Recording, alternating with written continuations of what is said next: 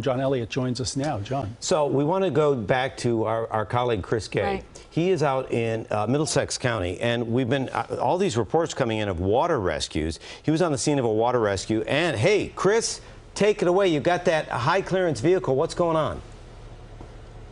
Well, as we spoke about before, John, you have these local, multi-jurisdictional sort of tactical search and rescue teams that have come together, and essentially what they've been doing the entire morning is hitting these hot spots of, if you will, these flash flooding and getting people out. Let's take a look. If you're looking straight ahead, you can see local residents right now being pulled out of probably their development, where these flash floods, just the water rises, they can't get out, they get stuck in cars. It's been the same sort of scene we've been seeing all morning.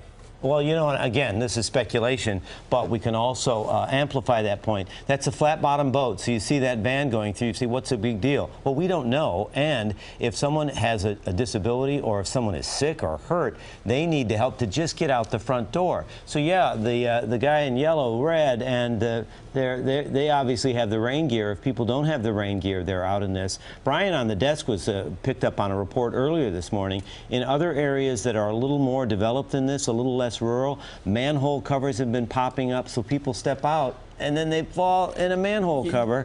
John, you know, I had some experience with that on doing a few stories. I didn't fall personally, but we had been in an area much like this where it didn't look terribly deep. We'd been warned, don't go out in the street, especially with the manhole covers. Well, one guy was already out there, and he started to walk. 1 foot went, he went over, but he popped right back up. Yeah. But it was quite the lesson when you're in those situations. Just marching through, it looks great. Oh, it's only ankle. It was a little higher than ankle deep even, you know, and yet somehow the manhole cover popped. That is such a danger you have to be so careful about in these situations. Yeah, and I understand the guy in the shorts. He's a neighbor. He's either concerned, he's curious. But, you know, be careful. Chris, when you were driving around earlier, because you were in Milltown, I think it was amazing and tragic flooding. How many abandoned vehicles have you seen? And as you drive by, you're seeing the water recede, so you get a sense of how high the water was, right? Absolutely. We've passed probably in upwards of 12 to 15 vehicles that were stranded in the middle of roadways. You know, people will often drive into a flood and they'll use maybe the two main divider markers, the yellow lanes, as sort of a guide, you know, like, hey, if I can see this, then I should be okay. And they try it, and what ends up happening is they get about halfway through, they kind of drive into a downgrade where all of a sudden the depth of that flooding gets really deep, and a lot of these sedans are maybe 5 inches of clearance at best. It's very they get deceptive. stuck, and then absolutely. Now, you know, again, this is live, and we're just watching this come in. So you see a few smiles, obviously looks of concern too, but Cindy, that's a pet carrier.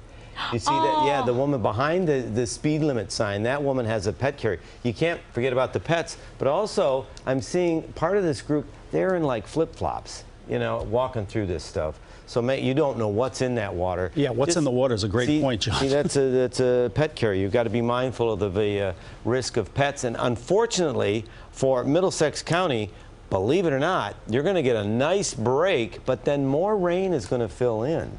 So a lot of it is the ground is so saturated, we'll have to watch. And Middlesex not, you know, alone. There's going to be flooding all around the area. See, that cat is probably so freaked out right now. Right. But thank goodness, like you said, that they didn't forget him.